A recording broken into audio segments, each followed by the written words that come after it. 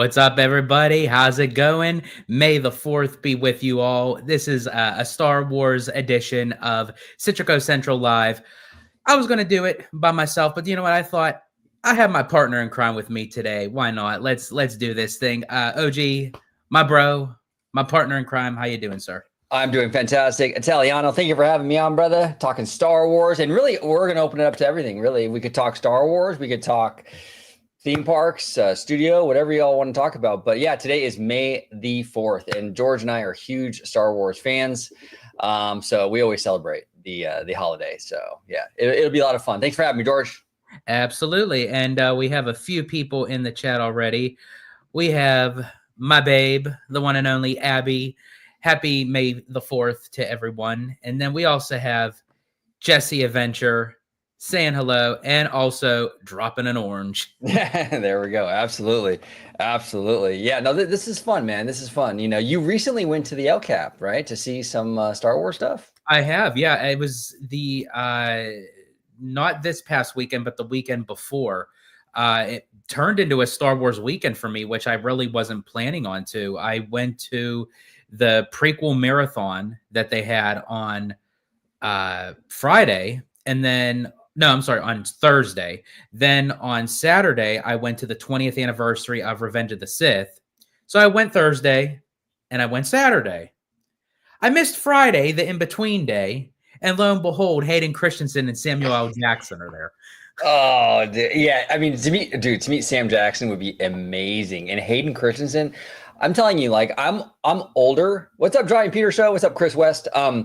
I'm older. So technically my generation is probably the original trilogy, you know, I grew up in the 80s, right? But I gotta say, man, even though I was like a teenager during the prequels, or maybe a little older than a teenager, I love the prequels. And a big part of the reason why I love those prequels is because of Hayden Christensen's portrayal as Anakin Skywalker. I think he did a fantastic job. He embodied the character, you know. Back in the day, I remember the rumors that actually George Lucas was looking to get Leonardo DiCaprio to play that role. Yeah, I heard. Remember that? Yes. And that would have been cool, but it would have felt like Leo playing Anakin. Like Hayden became Anakin, you know what I'm saying? See, and before we get to Chris West's question, that's my problem with. No offense to Ryan Gosling, that he's possibly starting in the new Star Wars Starfighter film, which it could be great. You know, I'm very excited about it if they happen to make it. But that's a whole nother conversation in itself. But I have an issue a little bit when you have these big time celebrities that were not already implemented in the Star Wars universe. Yes. Ewan McGregor is a big star, but he kind of started out, he already had a career, but his career transcended off by becoming the younger version of Obi-Wan Kenobi. So no matter what he does now, he could be in another major blockbuster, but he could always come back into that role.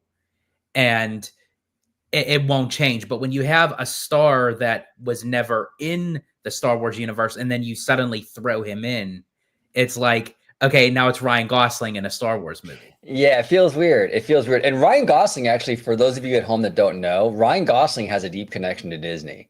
He was in the 90s Mickey Mouse Club. Yes. I know George knows this. He's a 90s kid. And I mean, but like Ryan Gosling was in that show. He was part of like that later, younger generation that kind of came in later. I'm going to probably have some hate on this statement, but you know what? I go balls to the wall. I'm the Italiano. I actually think Ryan Gosling has a better singing voice than Justin Timberlake. Yeah, I mean, that's not too far off. I could see that. I can absolutely. We got Jay Shear in the house. We do. Yeah. So we got to catch up on some of this stuff here. Okay. So Chris West, will you watch a Star Wars movie today? Well, here's the thing. Here's the thing with that. I would love to, but actually, OG and I, we have a ton of recordings on our schedule because we want to get all these videos out to you. So we're doing a live here on Citrico Central, and then we're doing a lot of pre-recorded content on the sister channel, Orange Grove 55. Yeah, we got a busy Sunday ahead of us. We got a lot of recording with Mr. Slimer. We got Mr. Webba. We're going to be doing a lot of content today. So no, probably not. But this is kind of our little Star Wars celebration right here in the live show. So yeah. Yeah. And then we have Giant Peter show. George missed out on Nick Fury. Yes, I did. I missed out on Mace Windu, but also known as Nick Fury. Yeah, I would have loved to have seen. I mean, I love Hayden Christensen. That would have been really hey. cool. But Samuel L. Jackson, like that would have been, man. Amazing. I would have had him. I would have tried to have him like shout out like one of his lines from the movie Snakes on a Plane. Yeah. Yeah, exactly. You know, Sam Jackson's awesome, dude. He is awesome. He's an absolute legend, you know, and so is Hayden Christensen. Oh, Kev in the house. We got Kev, Bright Suns. What's up, Kev? What's How up, you doing? Kev? I actually had to do a double take for some reason. Like, it makes sense that it says Bright Suns, but at first I thought it said Bright Buns. Suns out, buns out, right, George? Yep. Absolutely. Absolutely. And Jesse Adventure here says, do you have a favorite Star Wars game? My favorite is the original Star Wars Battlefront 1 and 2. I used to spend hours playing that. Any favorite Star Wars games, George? I used to play, I think it was the Battlefront 1. I remember playing. Like, a lot of the newer games now, unfortunately, I'm not really tapped into because I'm not a big gamer anymore. But actually, who would probably know that more is our neighborhood friendly Spider-Man, Mr. Webba, because he definitely is a gamer for sure. Yeah, no, 100%. I haven't really gamed for a long time. I kind of fell off the gaming train like when the first PlayStation started coming out, but I was more like a Nintendo NES guy, more of like a Super Nintendo and Genesis guy. So I've been out of the game for a real long time. But they had some cool Star Wars games back then. But yeah. you know, but it's changed a lot since then. Go ahead. Giant Peter Show says, I went back to City Walk yesterday to buy more Back to the Future FanFest merch. I'm telling you, FanFest is booming right now. Honestly, OG and I just recently went back to Universal just for a regular Universal day. We did some recording for Citrico Central, and we thought we're already, we're there already. I took the Uber and everything, and it's like, you know what? Let's do FanFest. Well, and here's the thing. I was talking to George about this at Universal. Universal lost me, and I'm curious to hear Jay's take on this too, Jay Shear.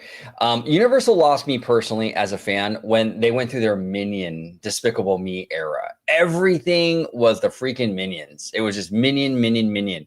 Universal, as of late though, has been leaning harder into what makes Universal Universal. We see the Monsters area, Dark Universe over there at Epic Universe. We're seeing a lot more Back to the Future. They're leaning into that franchise. I feel like Universal is getting back to like the roots and what makes this studio so amazing. And I'm kind of falling back in love with Universal because of that. Again, there's a place for the Minions. The kiddos love it. I mean, absolutely, they should still be doing the Minion stuff. I just feel personally like they went a little too hard with that, and it became like the entire studio almost, and now we're kind of getting back to like the bread and butter, like what makes Universal Universal. And I'm having a ball, man. I really love what they've been doing lately. I love that they've been diversifying more. So yeah, shout out to Universal. They've been doing some good stuff and continue to do the Minion stuff. The kiddos love it. Absolutely. But give us some, some old dogs, some of that old, like that Back to the Future, some of that ET, some of that Monsters, some of that, even, hey, American Tail, we would love some American Tail, some Fievel Goes West. Come on, Universal, let's do this. I would honestly love Jaws, because I would love for them to utilize the section of Amity Island in the tram tour and get performers like Quint and Hooper and Sheriff Brody. Maybe gets the mayor, get some townspeople in there. Oh man. And then you have the John Williams score, like anytime like the shark is going to make its present, the dun dun dun dun dun dun dun. Oh man. Oh man. And you know what? And honestly, I'm really surprised that they didn't tap into that. But then again, because this year Jaws is celebrating its 50th anniversary. So this would have been a perfect time to do it alongside with Back to the Future's 40th.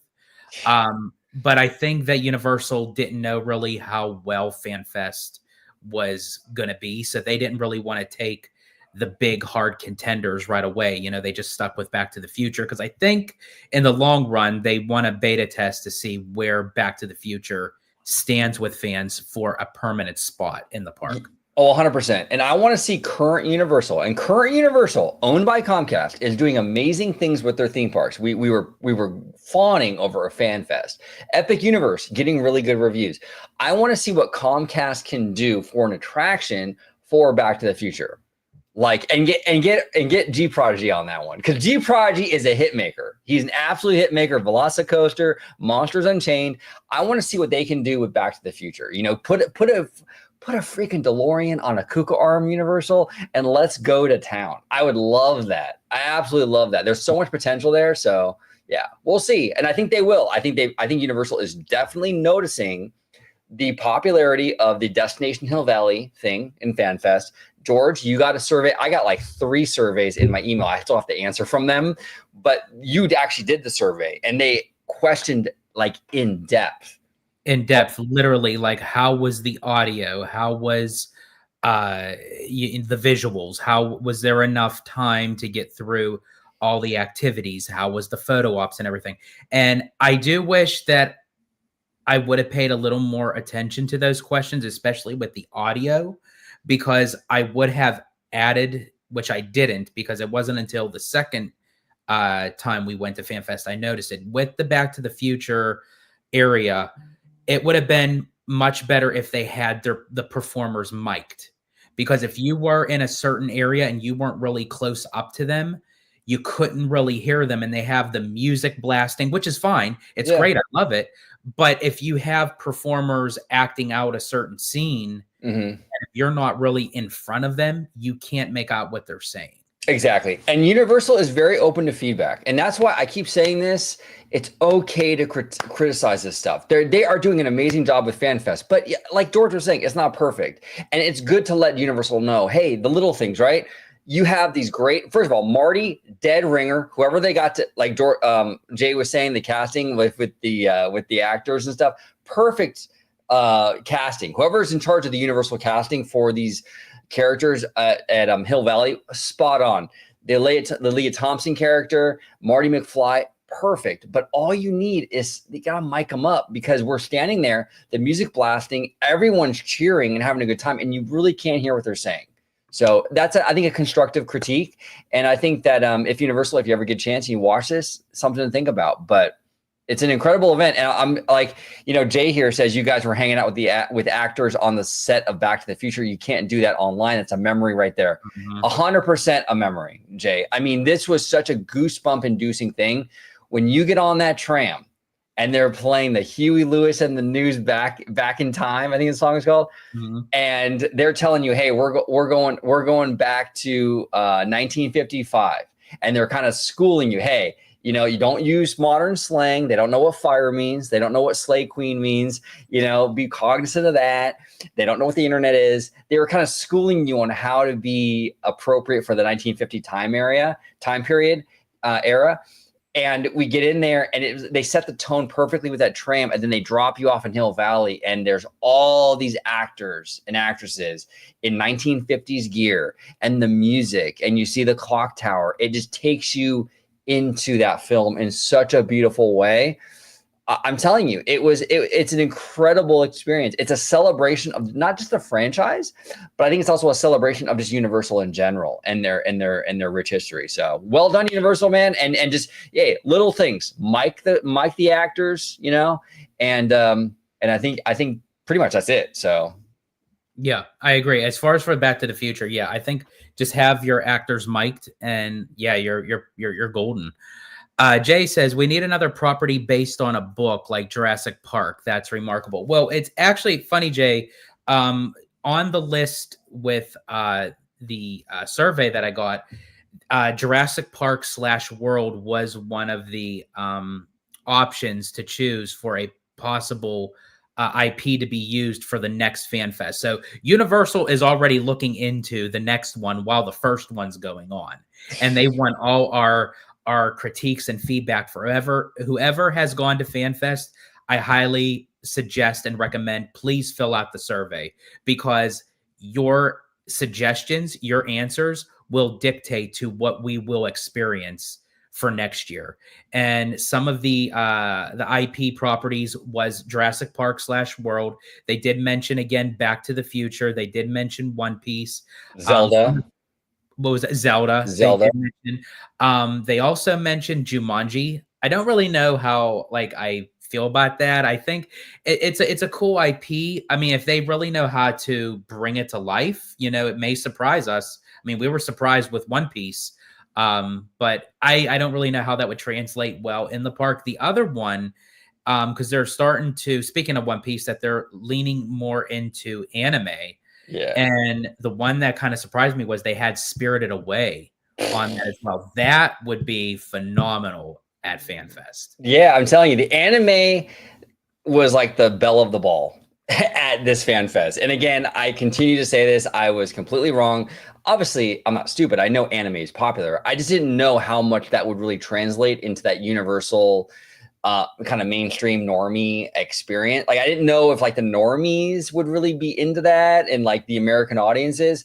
Complete OG was wrong on that. I mean, it was the One Piece stuff. I saw more One Piece, and I said this on my channel, Orange Girl 55, but we saw more One Piece cosplays with the orange hats and the Nami, orange hair chick, all that. We saw so many of those characters walking around, even more than a lot of the other franchises that were represented in FanFest. So One Piece is huge. Anime is huge. I think Universal is going to go hard on anime, go big on anime. And I don't think Disney has the balls to do it, but I think Universal does. And good for them. Yeah. And honestly, I think it fits well better in Universal. I don't know why. I'm not saying that Disney couldn't if they really wanted to, but I don't know. I feel like the overall setting of anime, I think it just fits well in Universal. Some of those anime costumes are pretty risque for Disney. The girlies are out for sure. You know what I'm saying, dude? It was like, okay, yeah, that's not a Disney park thing, really. But Universal has the edge, so to speak, to kind of get away with that kind of thing. Even DCA, it's a little bit more adult, but you're still not going to go there probably because it has the Disney name on it. You know what I'm saying? True. I mean, if they really wanted to, if they wanted to let the girls George is like, hey, you know what? Let's not get too rash here. Let's give it a shot, right? I mean, if they really wanted to let them hang out a little bit, I mean, they could design them to make them look like mouse ears. Mouse ears, exactly. Yeah, no, anime. I think Universal is going to go big on anime, and I was shocked, George, that when they converted that Kung Fu Panda show into Jujutsu Kaisen. We walked in that show. First of all, that theater as a flex space is amazing. During the day, it's Kung Fu Panda. At night, it's Jujutsu Kaisen. That whole theater transforms, and the whole show is in Japanese. In Japanese. The whole show is in Japanese, and they have captions. You would never see that at Disney, and that's fine. But Universal, they take risks, man, and I like that. I like the fact that they went hard on the Japanese like that, and it was a packed theater. People were loving it. So good on them. And they gave a little shout out at the end, a little shout out to Universal Japan, which I think was pretty dope. Yeah, that was cool. I love how they played into that. I just got back from Universal Japan, I got annual passes and all that. That was really funny. But Giant Peter Show says, as I said, if they do not want to bring 2015 Hill Valley, I wouldn't mind if they brought back the 1955, but from part 2. Yeah. I'd be cool with that. I'm fine with that. Yeah. But I think George's idea, Universal, if you ever come across this, and George, I hope you put this in your survey. Oh, I did. Okay. Yeah. For the written part, absolutely. I said, bring back to the Future. But I said, I would love to see Hill Valley 2015 and also part 3, the Old West. I'm telling you that one line in Back to the Future Part 1 at the very end, Doc, we don't have enough road to get to 88. And Doc is like, road? Where we're going, we don't need roads. You can play into that so good, and you can have the hoverboard stuff. I'm telling you, Universal, please do it. I will take my wallet, okay? Just take my debit card and use it. I will pay big money to experience that. Absolutely. And Giant Peter Show actually said, I also wrote down Hill Valley 2015. Awesome. I tell you, if that ends up becoming something, we made a difference, We made a difference. Yeah, exactly. That would then prove that Universal really does listen to the fans, because it's one thing to ask for it. Yeah. They could ask for our opinions. They could ask for our feedbacks, but I want to see how it differentiates to the next Fan Fest because that would be very telling. Yeah. If you could put the Giant Peter show comment on about the chicken and the butthead. Oh, yeah. So Giant Peter show, did you try to get on Biff's shoulders and do a chicken jockey? Chicken jockey. I love how they incorporated that, like, you know, like what not to do, like what not to say to them. They wouldn't understand it. And they ended up incorporating the chicken jockey. It's like they won't know what that is. Yeah, they said that in our tram. The tram lady was like, yeah, if you tell them about chicken jockey, they're not going to know what that is. It makes me wonder. It makes me wonder if like if someone like did play into that and was like saying like a whole bunch of stuff in current times just to see how the performer reacts to it. Yeah. I wonder if someone like did like to say like, you know, like, what up, home dog, home skillet? You know, it's like, oh, you just mess with the time space continuum, George. You know, the fabric of time is ripping, and now you just messed up the whole future. You know, you mentioned the chicken jockey in 1955. And that's from awesome. All the way from the UK, we have Matthew Murr. How's it going, Matthew? So glad you're able to make it in. Yeah, Matthew. We love Matthew Murr. He's awesome. He's awesome. Matthew Moore, I am not ignoring you, brother. I will get you in the DMs. I promise you. We've just been really, really busy lately, but I promise you I'll hit you back up, brother. I promise you. Then we have Giant Peter show. You can't say baddie in 1955. No, you can't. No, you can't. So our we have a lovely woman. She did our outro for us on Orange Girl 55. Her name is Asian Queen on Instagram. She's a baddie for sure, but if we went to 1955 with Asian Queen, she would be what would you say? Just a lovely lady, I guess you would call her. Yeah. She wouldn't be a baddie; she'd be a lovely lady. Absolutely. Oh yeah, we do. You love the baddies. Yeah, we do. Yeah, we're pro baddie here for sure. And then OG, you have a question from Matthew. Oh, okay. Question exclusively for OG. What do you think of my contrarian take from last week on Disney 100? If you can, because that was during your last live, right? That was during my Okay, so Matthew, I do apologize, but that premiered when I was actually at work, so I was not able to fully commit because a lot of times it was on mute. If you can put in the chat exactly what your contrarian take was, I can kind of elaborate on that. But unfortunately, I wasn't able to like fully listen all the way through because I was kind of working and multitasking. So just let us know in the chat, and I'll give you my opinion right now. Just reiterate though. Appreciate you, Matthew. Lovely gal. Lovely gal. LOL. Yeah, she's a swell gal. 1955, swell gal. Giant Peter Show says they already messed up the space-time continuum with Doc's license plate having a sticker with 2025 on it. Oh, I didn't even notice that. I didn't even notice it either. That's funny. That's hilarious. OG, the Italiano, and I love our tea party. We do love our tea parties. We do love our tea parties. There's a lot of tea places in Orange County. Shout out to Cafe Lou.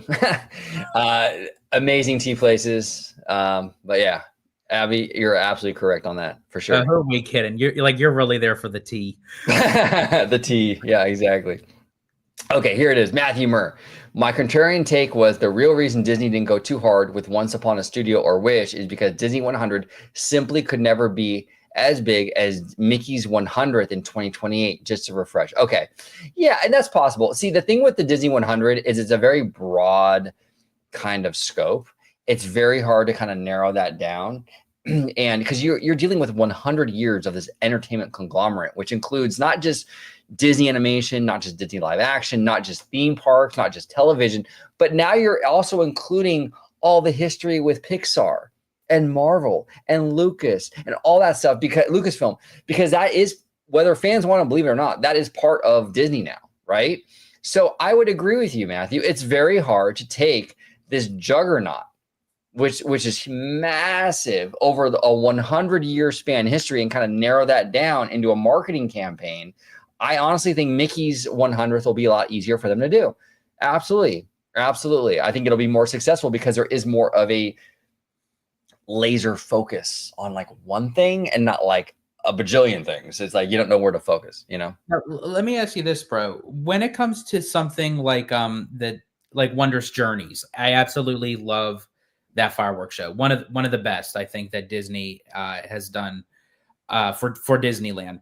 Now that was more so made for the Disney 100 because the storyline proclaims to Disney animation. Now Right. they're bringing that back for Disneyland 70th, which really um, has nothing really to do with Disneyland in itself for its milestone, but they're bringing that back. Do you think they're bringing that back just because they may be holding something off maybe for the 75th anniversary? Do you think that it's not really necessarily what the show is about, but it's because it was a fireworks show in Disneyland?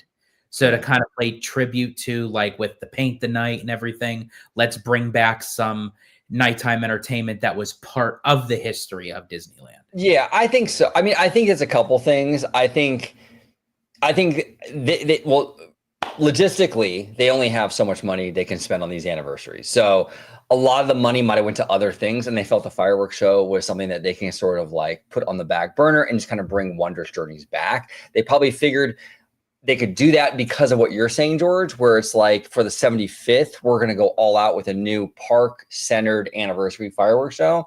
So there's no need to really get into that right now. Personally, what I would have done, I mean, you could have done, I think, Remember Dreams Come True, brought that back, which would have been a fairly cheap alternative because it already exists, right? But you could have maybe made some changes to it to maybe incorporate some modern additions. So maybe have, like, instead of like the Star Tours segment, maybe make that into like a Galaxy's Edge thing or something, and sort of modernize Okay. Remember Dream Come True a little bit. That would have been cool. But Disney decided not to do that. They decided to bring back Wondrous Journeys, which is a beautiful show, but it's not very park centric. It's all about the animation, which is fine for Disney 100, but really for the anniversary of the park, it does feel a little weird, but I'm just happy to have it back because it is a great show. But I would have personally have tweaked Remember Dreams Come True a little bit. Like I said, one suggestion is just kind of put Batu in there instead of Star Tours. I mean, that would have been enough, I think. Something like that would have been fine.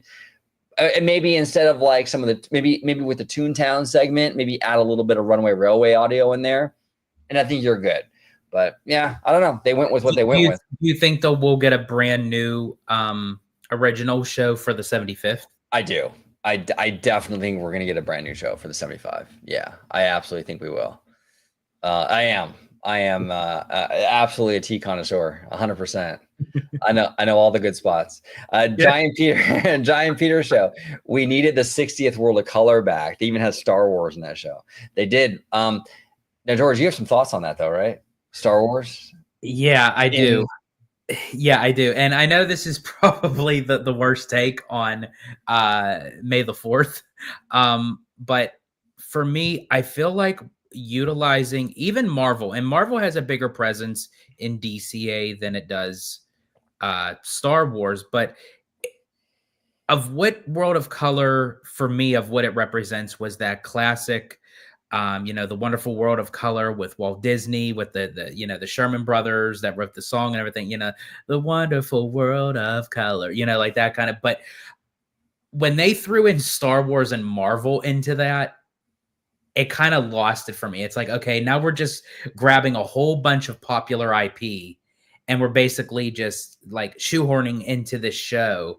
And it just felt like a collage piece, so to speak. It didn't really have like a connective flow like how the original World of Color. I agree. And I think there's some properties. I think Pixar works. I think you can do Pixar because even the original World of Color had some Pixar in there. I think Pixar works.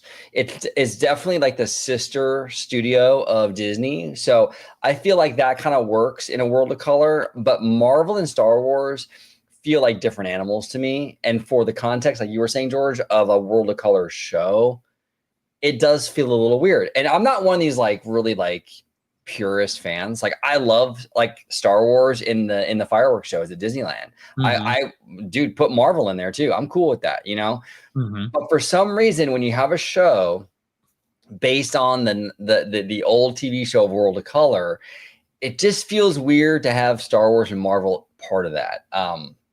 Like I said, Pixar, you can kind of get away with that. Disney animation, you can definitely get away with it. But I don't know. Marvel and Star Wars, it's a tough one for me. Yeah, so Giant Peter Show says, for me, I love Marvel being in World of Color. It would be cool if they made it feel more connective, like maybe using the classic stuff from Iron Man and Captain America. Well, and that's a good point, Peter, because maybe that is the problem. Maybe it's not so much the fact that we don't like Marvel in there, but maybe it's the execution that's kind of turning us off too. I mean, maybe if they wove it in better, we would be more receptive to it. What say you, George? It is really a good point. Or even like with the new Fantastic Four coming out, it has that 1960s retro, like how it was based off of Tomorrowland and the original Epcot Center and what have you. Like if they incorporate it in that manner, yeah, I could maybe see it like how they can incorporate it. And I think Marvel would be, out of the two, I think Marvel would be a better fit than Star Wars, because Star Wars has literally no presence in DCA whatsoever. And not saying that it needs to, but it just feels out of place, where I think Marvel can kind of get a little bit away with it because it has a much deeper presence in the park. I would like to see, like for DCA, because Marvel does have a big presence in the park and it's gonna have a bigger presence with two new rides coming. Even like an entire Marvel show, like separate itself from World of Color and just have a Marvel like water show. Like that might even be kind of cool, because now you're not World of Color, it's a Marvel kind of water experience. That might even be a better option, True. That is another good one. Giant Peter Show says, especially since Stan Lee based Tony's dad on Walt Disney, even with having the scale model of Stark Expo behind Tony's dad. That's interesting. I think it's so funny, like how like a lot of like these big time people, like somehow, some way, they always arc him back to Walt Disney. He really truly was a pioneer. No, he did. He changed the game. I mean, we were at D23 back in August, and we had Kevin Feige up there saying he's a huge Disney dork, right? He loves Disney, and he got, they were able to get Richard Sherman to do the song for the Iron Man movie, right? And it's like, that's awesome. I love that. I love the fact that Feige is into Disney like that. And a lot of people don't realize how much of a Disney nerd Feige is, but he loves Disney. He really does. He's in there, man. So Matthew Murr says, what do you think might happen if Lilo and Stitch isn't too successful? Do you think it might spell the end of live action remakes? And are you too worried that it'll be successful?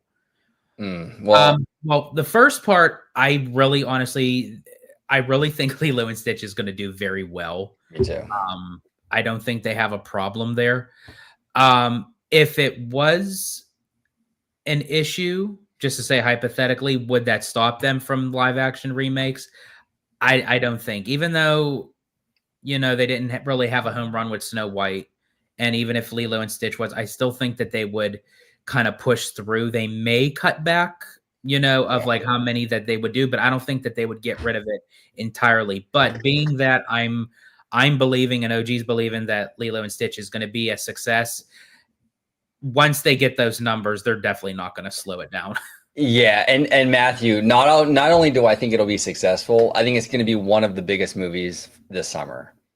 And again, I'm not a huge live action remake person. I'm really not. But this thing is going to be, the normies are going to eat this up. Stitch is absolutely adorable. It looks really good. It looks like a good movie. You know what I'm saying? I mean, credit where it's due. This looks like a good live action movie. I think it's going to do very, very well. But in terms of let's just say it doesn't. Let's say it flops, like it does like a Snow White thing, which I don't think it'll do. But let's just say it does. Then yeah, I would agree with George. I think they might scale back. I don't think they're ever going to completely abandon that live action model though, because they've had success with it in the past, and they see that there is a potential there. They might just maybe release less of them, but yeah, we're probably stuck with these live action remakes for God knows how long. And to be honest with you, do you think with the live action Lilo and Stitch and potentially how well it's going to do, and we kind of already know that the live action Moana is going to be a banger, could you even see them, at least for like the Disney parks, to make a like Hawaiian Polynesian land, so to speak, and you'd have the IP of Lilo and Stitch Moana, you have like that Pacific Islander. I think that would be really cool. Oh, I think it'd be amazing. I mean, you have right now you have Moana, which is an absolute juggernaut of a franchise. Okay, it's a massive franchise. Now, if Lilo and Stitch live action does really well, you've kind of revitalized that franchise as well. So you can take Moana and you can take Lilo and Stitch now, and you have that kind of Islander thing. And you Mhm. can do stuff with that, man. Absolutely. So yeah, I think it's a possibility. I think if this Lilo and Stitch live action does really, really well, you might see some Lilo and Stitch attractions. And look, as of now, it seems like Disney has focused mostly on the tomorrow futuristic side of this franchise because they can go either way. You can do the Stitch alien side of things, or you can do the whole Polynesian thing. So Right. maybe if this live action movie does really well, they'll go more Polynesian, more Islander, and go that route and do more Adventureland stuff and do more things like that. So I'm I would curious hope where it so. goes. I would hope so because I mean I do love like the 626 version of Stitch, like the alien outer space kind of thing. But I prefer it more of like like the Hawaiian, like with Lilo and him like being like the Elvis, you ain't nothing but a hound dog, and he's like all dressed up and everything, and Yeah. he's doing all that kind of stuff. Like that would be really cool. I would absolutely love that. Anyone in the chat and OG, have you seen the recent like little YouTube shorts, or if it was on Instagram or something that to promote Lilo and Stitch, that people were like in a theater and they had like a little Stitch pop up out of a popcorn bucket? I did see that. Very I thought cute. that was so cool. And I like how the current marketing campaign for this live action version is sort of mimicking the early 2000s marketing campaign where he's like the poster has like all the Mhm. Disney franchises now, like the Marvel and all that, and Stitch is there like in the middle. Taking over. Yeah. Yeah, exactly. Because Stitch in the old marketing campaign was like he was front and center, and you had like Little Mermaid and Aladdin and Beauty and the Beast and all these characters. He was like, it was very meta, right? And they're kind of doing the meta thing again, but now with modern Disney. So you got like him with like the Captain America shield and things like that. So that was very clever. They're making all the right moves with Lilo and Stitch live action. I think it's gonna do. Honestly, it's gonna do banger numbers, and plus Stitch looks like my dog, so I will see it. He We have looks just like my dog. Cassandra in the house. Hello, everyone. Happy May the 4th. Happy May the 4th to you, Cassandra. So glad you're able to join in on the live, and it's always a good time. I'm sorry, bro. I cut you off. What were you saying about? Oh no, I was just saying he looks like Stitch looks like my dog Mickey, so I have a little soft spot for Stitch. But yeah, I think it's gonna do well though. I really do, and I think it should. I think it looks like a quality movie. You know, what I'm saying we have to be fair, and we can't just kind of like say all live action suck, and we just if they do a good one, they do a good one.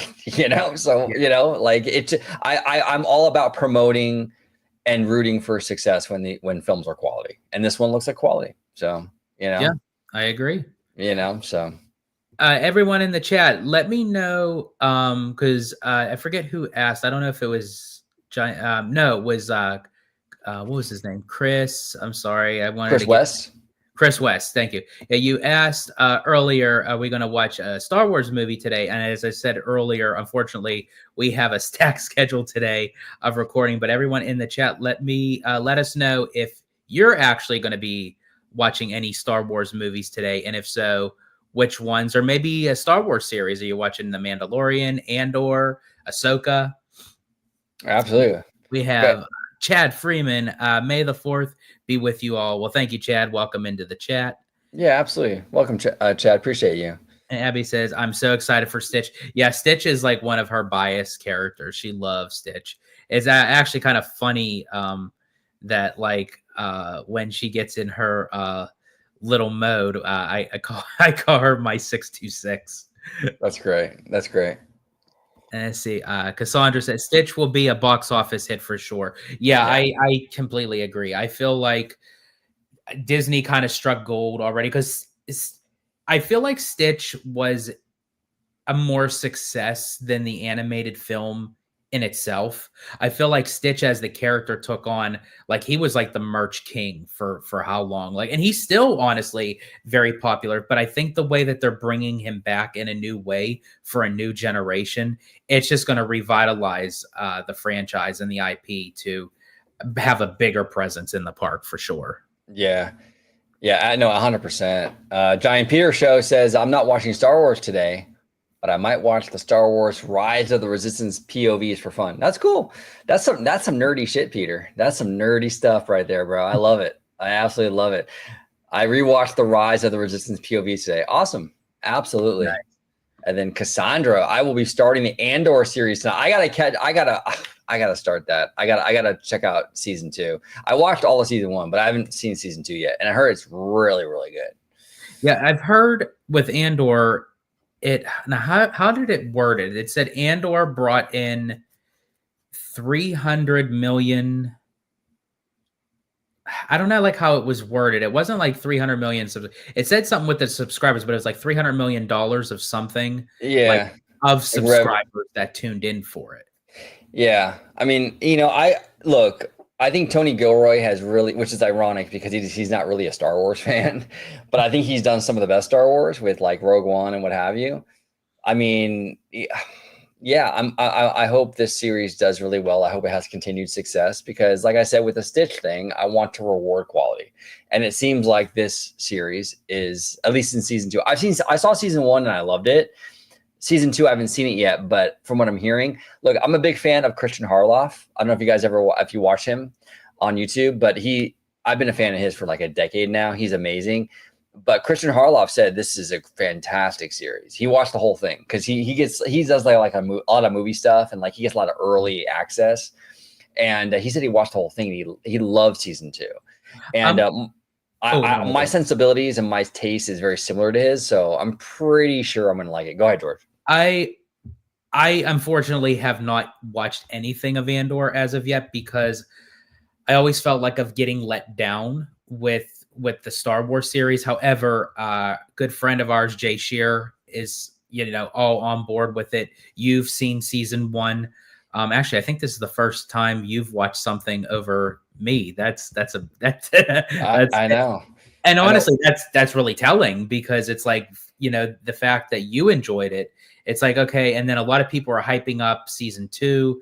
I'm like, okay, I might just like binge watch Andor, like literally from the start, because honestly, I'm actually with Chad. I am also a fan of Rogue One. I absolutely love that movie. I felt like Rogue One was like the movie where it was going to revitalize the Star Wars. Like, okay, we don't really need to have a successful film tied to the Skywalker saga. You can have an original story all on its own. And I felt like Rogue One gave us that. And I felt like that's what we were going to get moving forward. But unfortunately, that wasn't the case. But if Andor is anything like of how Rogue One was for me in the theater, then yeah, I definitely will check out Andor for sure. The thing I love about Tony Gilroy Star Wars, Jay Shear Nows, yes, absolutely. The thing I love about Tony Gilroy Star Wars, and I talked to Jay about this on my channel, Orange Gold 55, and Mr. Michael Webber. Really quick, bro, while you're explaining that, Jay's saying go watch it now, so I'm gonna go catch it while you. Oh yeah, go ahead, bro. I got you. I'll host. But the thing is like one of the things I love about the Tony Gilroy Star Wars stuff, whether it's Rogue One or Andor, there's no cheesy moments. Like even the Lucas stuff, you had these moments where, oh God, that's cringe. You know what I'm saying? Like the dialogue or something. There's always got to be something in Star Wars that's like cringy and corny. Mm-hmm. The Rogue One, the Andor, none of that has any of that. It's like really locked in with the quality, and it feels like an HBO show. And I absolutely love it.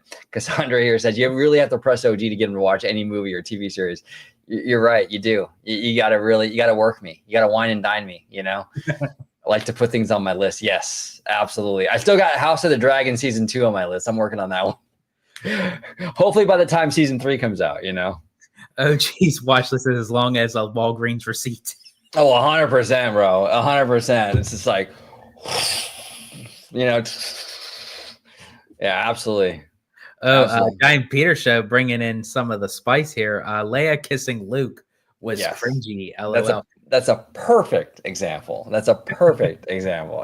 Absolutely. You can find a cringe moment in just about every Star Wars movie, but it's very hard to find a cringe moment in Rogue One, and it's very hard to find a cringe moment in Andor. So there's not a lot of cringe in the Tony Gilroy stuff. Got to give him credit. You know what I'm saying? Even George Lucas, who is a brilliant visionary, some of his stuff was pretty, the dialogue was kind of cringe. Let's be honest. And speaking of which, going back to Luke and Leia's Deep South kiss. Deep South. Do you think that would ever like surpass like the way films are made today? Like, do you think they could ever get away with something like that it would? I mean, even though technically they didn't know that they were brother and sister, but the fact that they did sooner or later, like when the audience found out and they were like, "Ew," but she kissed him. Like it was like, I don't know if anyone would even like attempt to try to do something like that again. Well, and that's the thing. Like a lot of fans, like the diehard Star Wars fans, get on this like thing about like, oh, Disney, they're retconning this, they're retconning that. George Lucas was retconning his own shit constantly. Like he didn't have any plan for that. He's like, oh, okay, they their brother sister. Oh, it was definitely, you can tell he was not planning on them being related, and he chose that later on. Obviously, you know what I'm saying. And the whole speech with Obi-Wan talking to Luke about Vader, in the original series, in the original trilogy, you could tell like that a lot of these decisions were made after the fact, and Lucas was like retconning and sort of altering his own material. So yes, Disney does that. Disney will do weird stuff. I get it, but come on, Lucas was doing it too. He was doing to his own work basically. So yeah, does not even compare to the woman on his. Oh, because she's awesome. She's absolutely awesome. Giant Peter show. George said, "Ew," made me think of middle school years. There you go. Absolutely.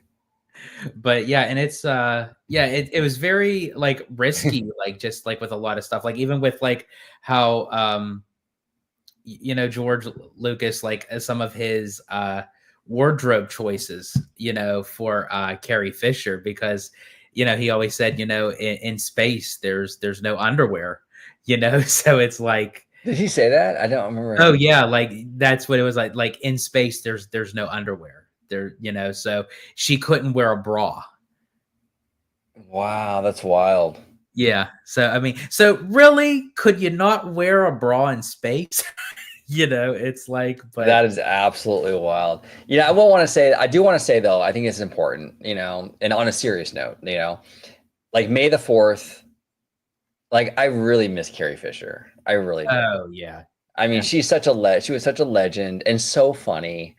And we lost her way too soon. I can't believe it's been almost a decade since that. I know, it's wild. Like I thought, especially because she went through a lot of issues, like after the success of Star Wars and what have you, like her own personal demons and what have you. But I loved how like she was making a comeback, and it was like, it's just a shame that,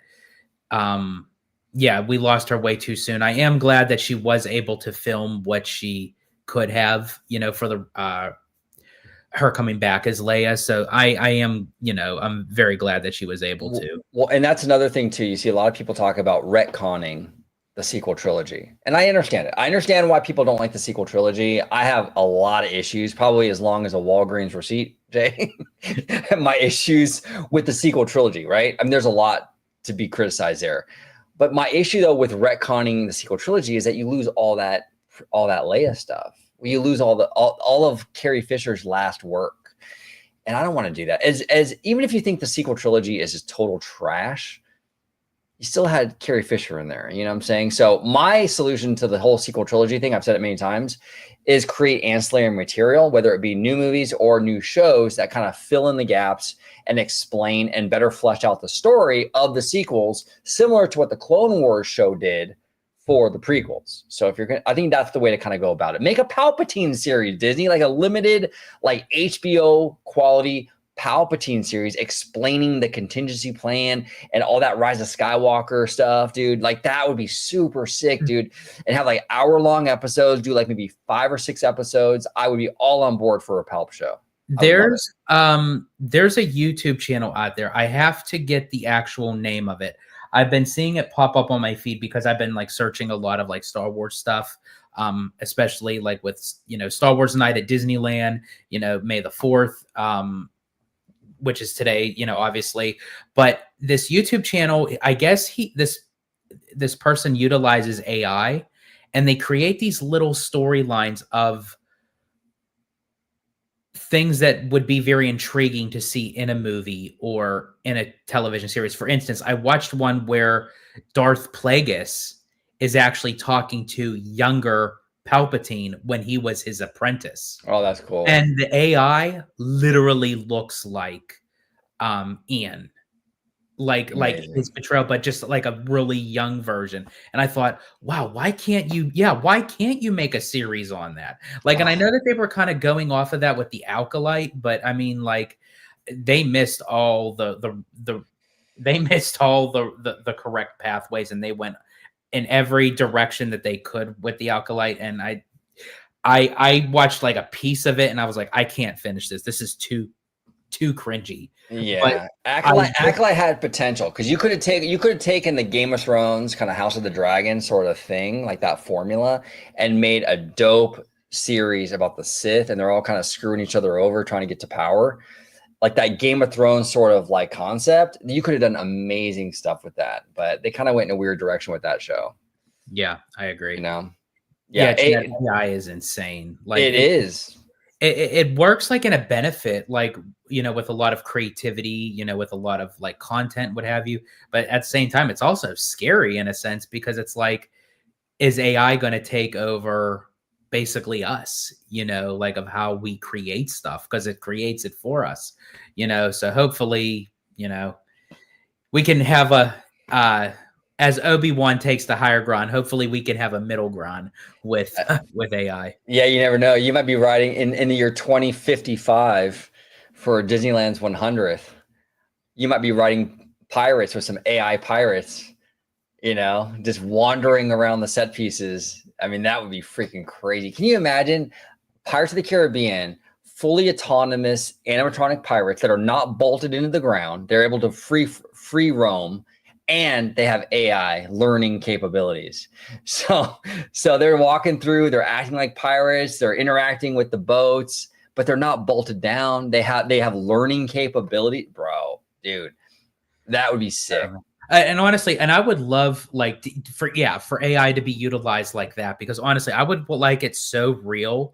Like if AI could actually physically hold like real swords, and like they take swings at us, and like if they happen to like cut us, like real blood like gushes out, like we have to sign waivers before getting on the ride. Like that would be freaking awesome. Well, hey, that's what Universal's doing, not to that extreme, but like you go to Jurassic World attraction, and there's blood splatters all over the wall, and then you go on the tram tour, and then there's like the whole water turns bloody red with Jaws, right? I mean, they don't even care. Universal has blood everywhere. It's crazy. Oh, absolutely crazy. Especially during HHN. Like they bring it in buckets. Yeah. But Giant Peter Show says AI 55 and George the AI Disney Italiano. Yeah. No, absolutely. Yeah. And then absolutely. Chad says Haunted Mansion will be lit. Oh my God. Yeah, Chad, be sick, dude. Can you imagine all these animatronics in Haunted Mansion just with AI capabilities, and they're free roaming, and like they could interact with you and stuff, dude? I'm telling you, that's the future. I'm telling you, like not anytime soon, right? But I bet you in like 25, 30 years, whatever, like by the Disneyland 100th, there's an attraction at these parks that has that. Cassandra, why did that explanation just give me anxiety? I'm telling you, these AI pirates are coming for us, Cassandra. They are absolutely. We're going to be in the boat, and they're going to be coming out of the water. It's going to be nuts, bro. It's going to be nuts. Abby says these two have been on a Universal high lately. LOL. Yeah, we have. Like we've been. I think it's so funny on this channel. I've dropped 3 Universal videos on May the 4th. Like that is like so off-brand. You would think that I would have like all like Star Wars, kind of thing. Nope, it's Universal. It's Fan Fest. It's our bar chat. It's our walk and talk. Yeah. But that's why I thought it was so fitting. Like, why not have to do a live on Citrico Central and like incorporate, May the 4th, so that way I could get a little Star Wars in there. But a little bit.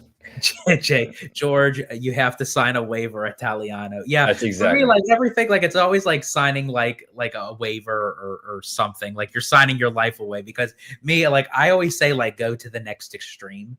So it's like, yeah, so it's like for like an attraction of Jaws, like take us like in like a submarine down in the water, and they could easily have an animatronic shark. No, like just give us like a real live great white shark down there, and just like have it like attack the sub or attack, like, I mean, come on, like we want this immersiveness, but give us the real deal.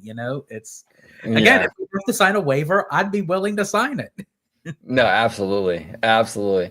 Yeah, no, you're right though, Jay. He is the waiver king. He is absolutely the waiver king. You got to go. Yeah, you got to sign a waiver to go anywhere, George. Absolutely. Jay and I had to sign a waiver to do a bar chat with him. It was wild.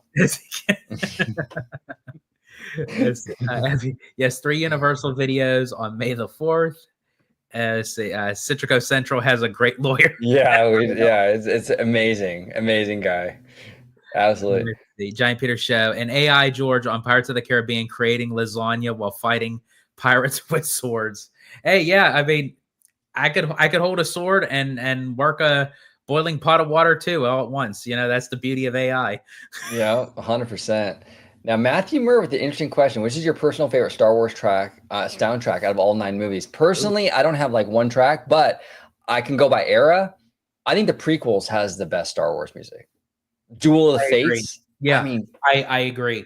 I think with the prequels, I think like if you were to, like if I was to listen to the music right now and they put on that music, I could say, oh, that's definitely from the prequels. Right. Like I could tell you, not even just from the prequels, I could tell you from what movie, from what scene. Like it has this, it gives off obviously the John Williams, feel of the Star Wars soundtrack in general, but it has a very distinct tone that sets aside from, I feel like, anything else. Oh, 100%. Yeah, the prequels are the GOAT when it comes to the music, I think. I really do. I love it. I absolutely love it. Great question, Matthew. Really great question. Yeah, that is a really good one. Giant Peter Show, a Walt Disney meet and greet at Disneyland.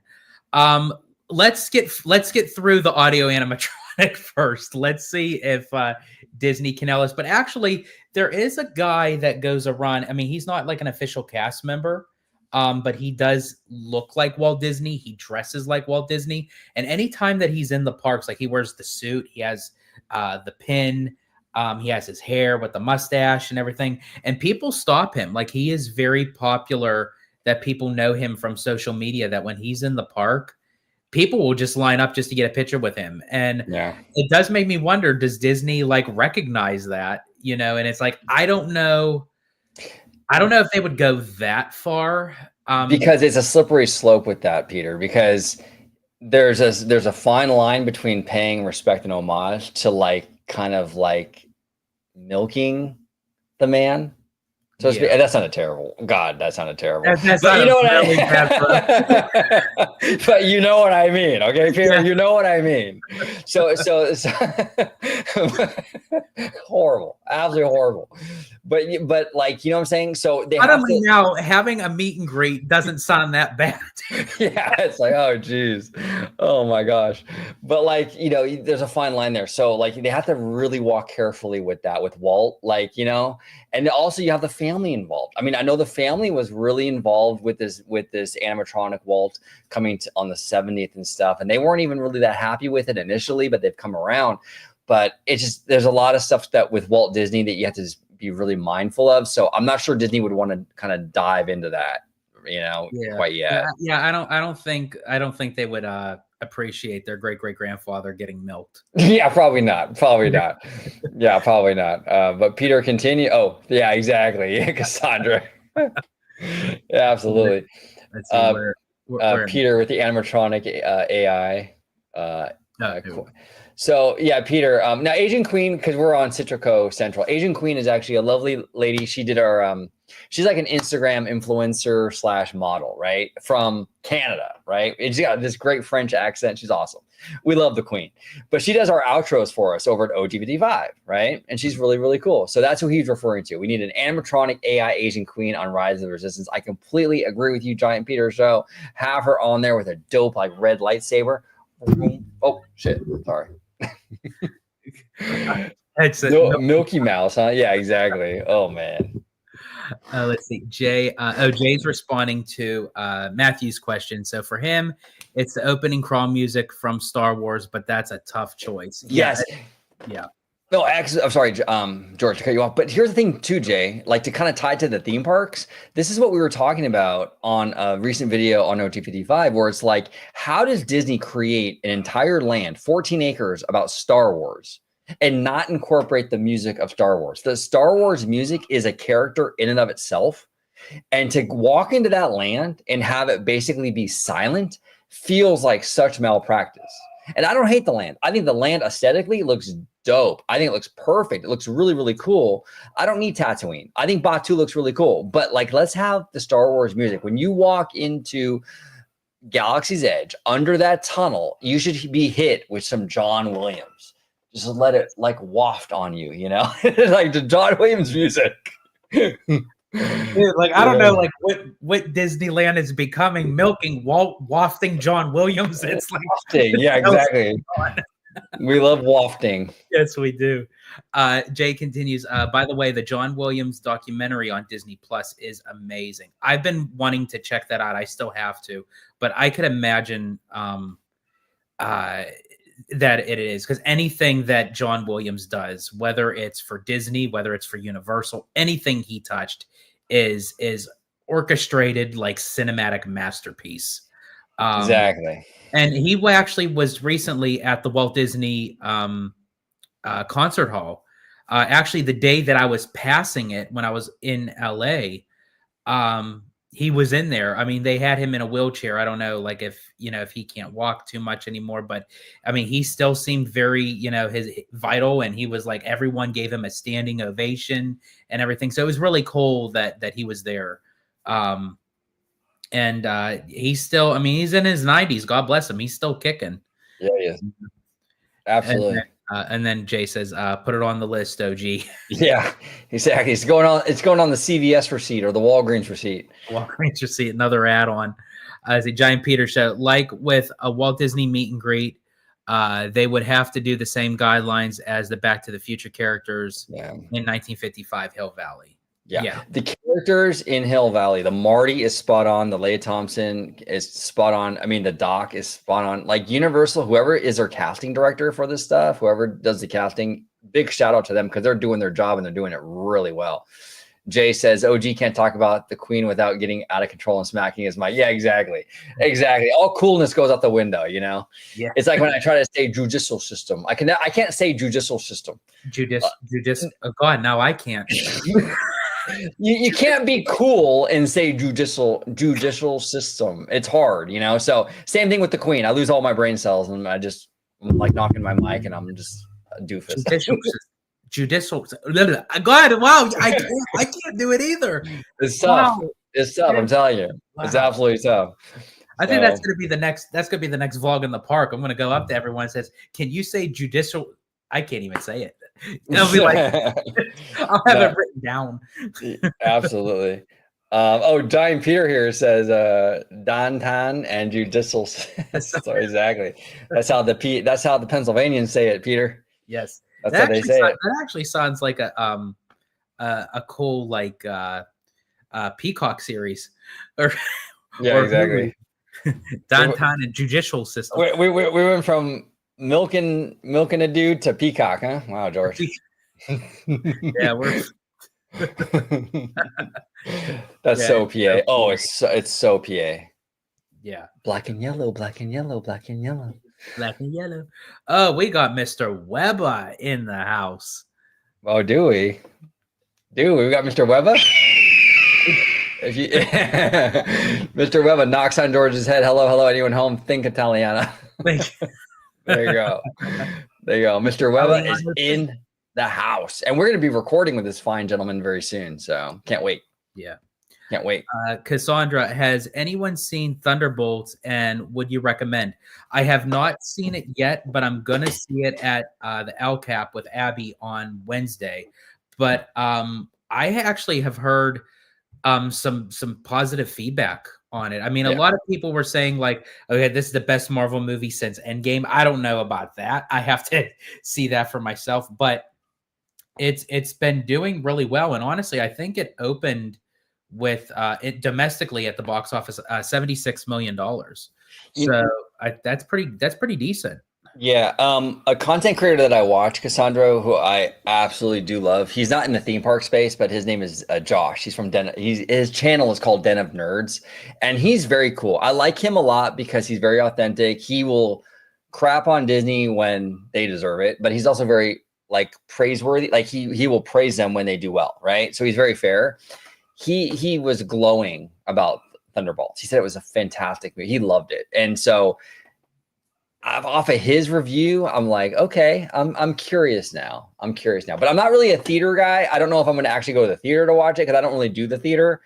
But I'll definitely check it out when it comes to Disney Plus. You know.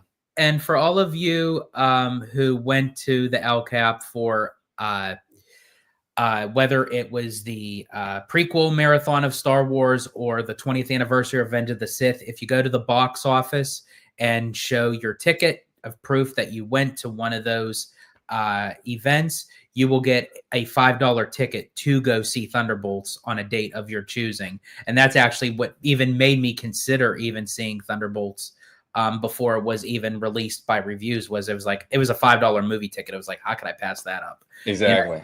You know? And the guy at the box office was really nice because at the time Abby didn't have a ticket because I went solo for the prequel marathon.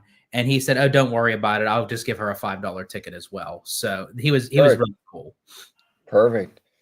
Giant Peter, No Way Home, Guardians 3, and Deadpool and Wolverine were awesome. Yeah, I agree.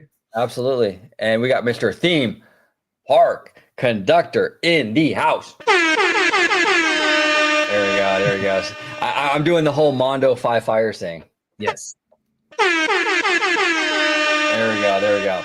So, conductor, I can answer back with Mr. Webber with Theme Park Conductor Choo Choo for Theme Park Wizard. Yes, sir.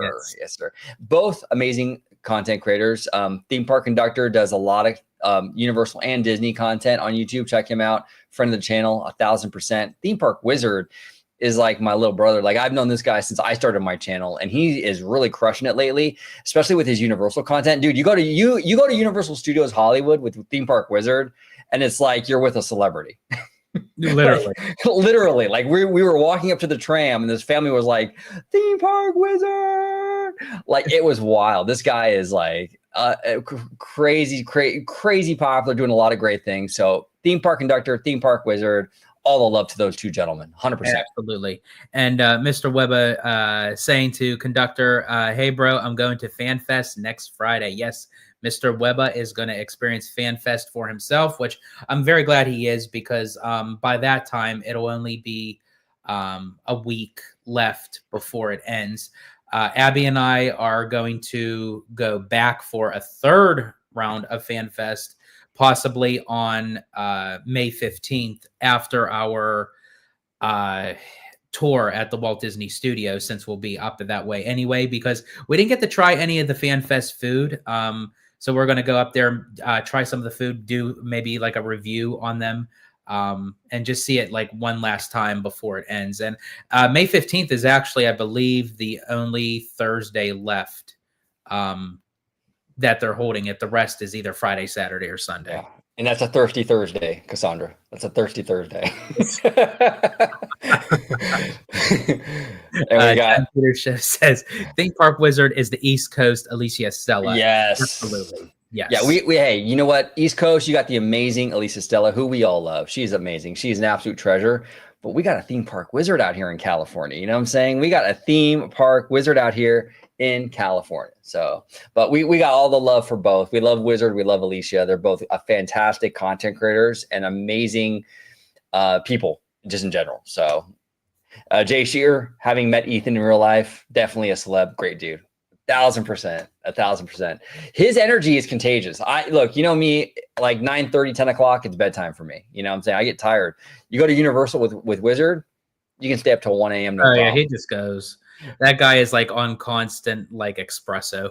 But it like almost like Oh, it transpires like yeah. into you. It manifests. You know, it's like Yeah, like he was like giving it to me. Like I was like, oh shit, I'm feeling pretty good. It's like 12:30. I'm rocking out, you know? and then the second time we go to Fan Fest, you and I were like, oh, we're done. We're I'm dying. tired. Shit. It's like 10:30. I'm like, oh God, I'm exhausted. And then Cassandra, caught me in LOL. I'm assuming you're referring to the Thirsty Thursdays. Yes, she is. Of course she is. Of Of course she is. Let's see. Giant Peter Show. George, are you guys touring with D23? I went a few years back with my aunt giving me a tour since she works there. Oh, interesting. Nice. Yes. Our tour is through D23, but that's so cool that your aunt works. Does she work like the tour of D23, or does she actually like work somewhere like in the studio? That's actually really cool. Yeah, 100%. I see Jay Shearer. I know Uni doesn't own any Spider-Man IP, but they need to cast Webba as Tom Holland meet and greet. Oh, Come there on you go. now. Like that's just. Come on. Let's get on that. Come on.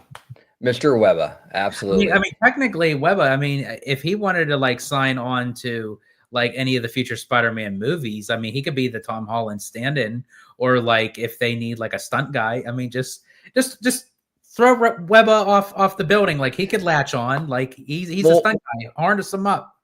Yeah, put him up there. We recorded a video which hasn't been released yet for Orange Grove 55, talking about like the discounts and theme parks, and we're literally we have Mr. Webba on the show, and you can hear in the background sirens and everything blasting, and you're going crazy, and I'm like, Webba, dude, like go handle your shit. Your city is falling apart without you, bro. Your city, funny, like closer to the end of the video, then I started hearing sirens out here. And it's like, geez, the one time that he's like recording with us, it's like all hell's breaking loose in California. Yeah. If you can go to Jay's thing about the Cinnabon, I want to talk about that for a second because that kid was really, really cool. Yes.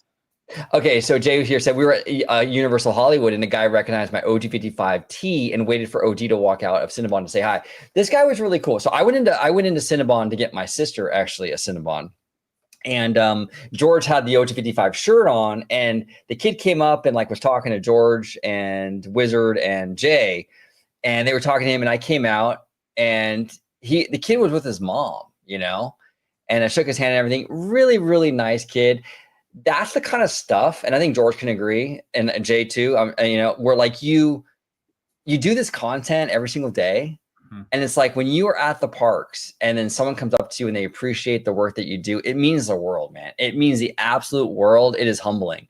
And it really does. As a content creator, it makes my day. It really does. I'm like, that is awesome. I love that. So I completely agree with you on that. And speaking of which, because I didn't get a chance to actually ask this out because I've just been so busy lately.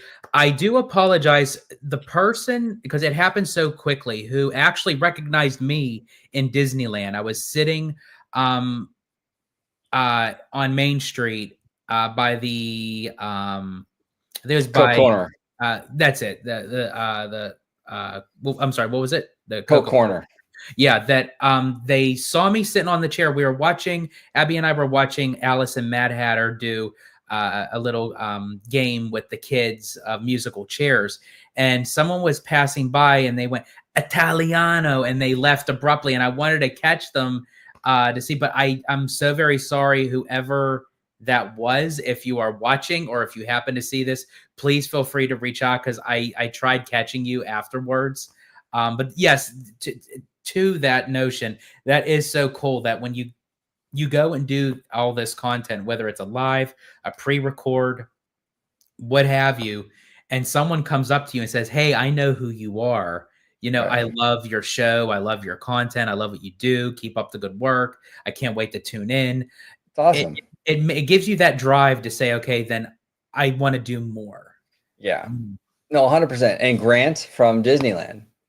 He's a cast member. He's come up to both of us, Grant, yes. And he actually gave He actually gave me a dope Indiana Jones decoder card. It's up here somewhere. Grant's awesome though. He's a he's a CM for Disneyland and I think DCA as well. But there's so many great people out there, and I encourage if you are a fan of the channel and you run into us at the parks, come by and say hi. We don't bite. George does if you want him to, but he's a freak like that. So I am, yeah. Sometimes I'm just kidding. When it comes time for the nibbling, I do charge a little extra, but a little extra. Giant Peter show. My aunt is the head of her department that is more centered around Disney television. She worked in the same area as Swampy and Doofenshmirtz from Phineas and Ferb. That's cool. Awesome. Nice. Awesome. Very, very cool. Very cool. Here says, I have been with OG George, Theme Park Wizard, and Modern Mouse Josh. They all got recognized. Yes. Hey, I want to give because we've given Wizard a lot of love, right? And I was gonna say Theme Park Josh, Modern Mouse Josh. He has a great channel. Check him out on YouTube. Really, really cool stuff. He is awesome. Awesome dude. He's been on OG55 before a few times, but yeah, check him out. Really smart guy. Theme park dude, film guy, just overall nerd. If you haven't seen him already, everybody at home, you will absolutely love his stuff. He's really, really cool. Yeah, absolutely. Giant Peter shows that, of course, OG would be getting recognized as Cinnabon. Yeah, exactly. That's my spot, Cinnabon. Cinnabon. Broad, giving George an Italiano drive-by is epic shit. Yeah, it is, dude. Jay, I'm telling you. A drive-by Italiano, man. A drive-by Italiano. Peter here says, while I was at City Walk, I met an NBA basketball player. No, I did not run the entire City Walk like George did with JD. Josh Diamaro. Yeah, exactly. You're probably better off for it, Peter, because that landed the Italiano restraining order. Yeah, I mean, literally, I started all the way down by the flagpole, and literally, I ended up at the castle. So when I literally say that I sprinted down Main Street, I literally did just to get a picture with Josh D'Amaro. So for anyone that thinks that I'm a JD hater and all that, it's like, no, I would not just run down Main Street just to get a picture with anybody. So I do have respect for him. I just want him to achieve of what he is portraying that he would be doing for us. Exactly. And I do want to say too, we were at FanFest a few days ago. We ran into the one and only Maxwell Glick, Mr. Cheesy Pop. Okay. Yes. I've been a fan of Cheesy Pop, and so has George for a really long time. He used to do these news updates, these Disney news updates in front of a shelf like this back in 2013. Remember those, George? Those were awesome. Yes. But he's changed his content. His content has evolved over the years, but he has always remained a really fun dude. We met him at Destination Hill Valley at Universal Hollywood, and it was like we've known him for years. He walked up, we chatted for maybe 10 or 15 minutes. Super chill, super down-to-earth guy. Just that's awesome. It's really cool to see a content creator with as big of an audience that he has. Just a normal dude. He's not he's just chill, man. He's just a nerd like we are. And he was fun to talk to him about it. So really awesome dude. So Mr. Cheesy Pop, if you're watching this by any chance, it was nice to meet you. Yes, absolutely. Mr. Webba, don't go up to George. You'll end up tied to a bed at a hotel. Yeah, then she followed up. Cassandra followed up with that. Do you see that? Let me see. Let me scroll down some. She followed up, which I thought was very interesting. Webba from experience. Yeah. Well, I mean, of course, Webba would be tied up because he brings the spider webs, so it's oh shit! Oh shit! Instead of conductor, for George, you have joined the special access for the small bite. Yeah, exactly. Giant Peter, I was hanging out with Mondo. Awesome. Mondo's cool. Rick and the villain Hector at Hill Valley on Saturday. Cool. Awesome. Mr. Five Fires. Hold on. I got a Five Fires drop. There you go, Mr. Five Fires. We live. Oh, you did that really good. Hey, Mondo, hire me. I can do your We Lives. We live. We live. Mr. Webber responding to Cassandra. Absolutely, I have VIP access with the Italiano. Uh-oh. And the doctor said, Mr. Webber getting dark. Yeah, Jay here with a comment. As he says here, be wild if Cheesy Pop cussed like Bricky off camera. Yeah, that would be fun. That would be wild. Well, it's funny too because Max does a lot of voiceover work. Yeah, you know, like for like a lot of like children's television and like gaming, like for preschoolers and stuff like that. So it'd be kind of funny, like because he adds a lot of like high pitched like to his voice. So it'd be funny like if he utilized that and then like cussed with it at the same time. Yeah. No, he was very squeaky clean. We were waiting for the projection show for the Back to the Future thing, and I saw him. I'm like, George, that's Mr. Cheesy Pop. And I said, hey, Max, what's up? He came right over. We talked about the event. And he was so funny. I'm like, hey, what'd you do? And he's like, nothing yet. I'm just been here the whole time. Yeah, he was asking us like what we recommended. And I think it was like so cool because that's like that kind of down to earth kind of vibe that he has. Like, because a lot of times if you have like a high end influencer or YouTuber, they kind of sometimes, not all, I'm not saying all, I'm just saying some of them could have like a chip on their shoulder of like acting like they know what they're talking about, but they really don't. You know, so sometimes it's just nice for someone to just be humble to say, hey, I never experienced this before. I really don't know. What do you recommend? Yeah. No, I could have hung out with him all day. He was very down to earth, very chill dude. It felt very like just like a normal nerdy guy. Like, I mean, I really had a good time talking to him. He was really cool. Yeah. Absolutely. I'm a bigger fan now after I met him, to be honest with you. I mean, he's a good dude. Yeah. Abby here says, wow, Mr. Webber still trying to steal my man. Oh, he's Mr. Steal Your Man, Abby. He's coming for your boy. He's coming for your boy. He's coming for him. OG, what's the next movie you will see in the theater? Probably Fantastic Four, to be honest with you.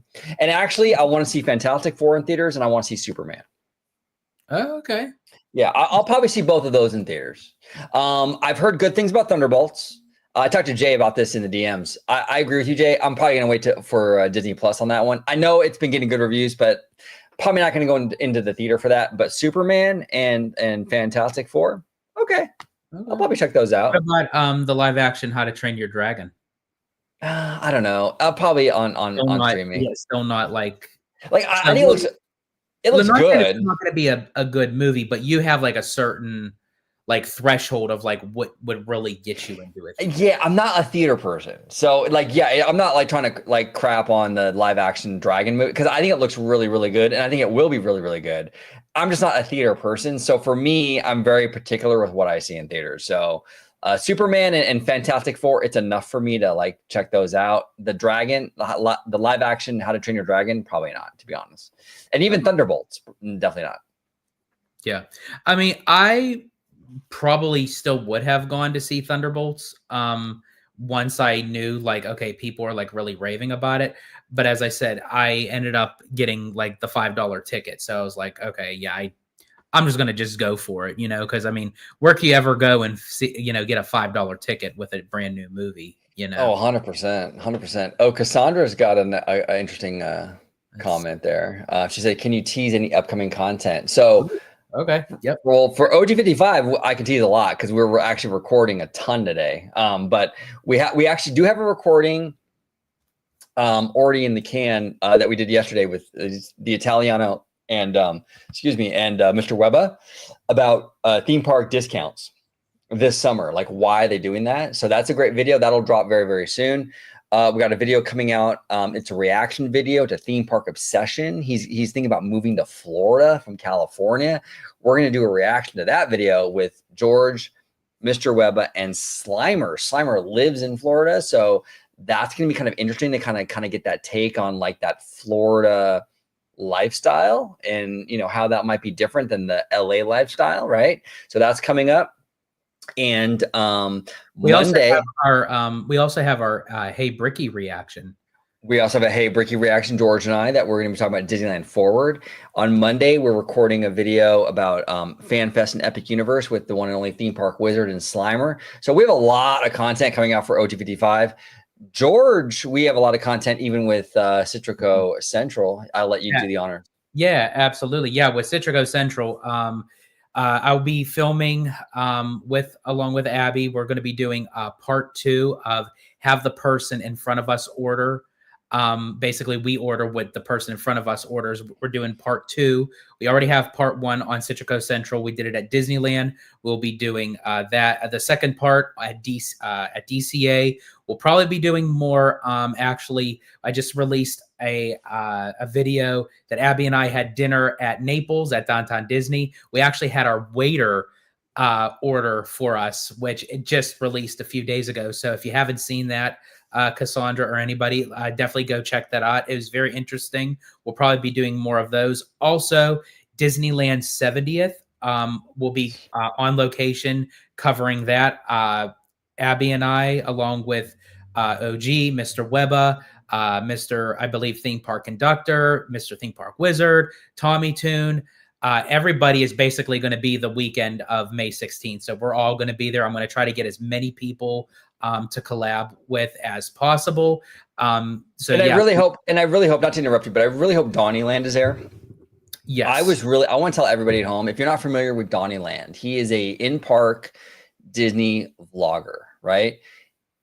Like seriously, one of the nicest dudes, and his lovely wife. They are amazing people. We had the honor of meeting them a few weeks back at Disneyland, and we had a blast talking to them. So if you're not subscribed to Donnyland, definitely do that on YouTube. But like, they're just really nice people, you know. And I hope they're there for that weekend, because I'd like to talk to them and hang out with them again, you know. Absolutely. I agree. And then Abby and I will be going on our big May trip. We're going to be going opening day at Epic Universe. We'll be doing a few days at Universal.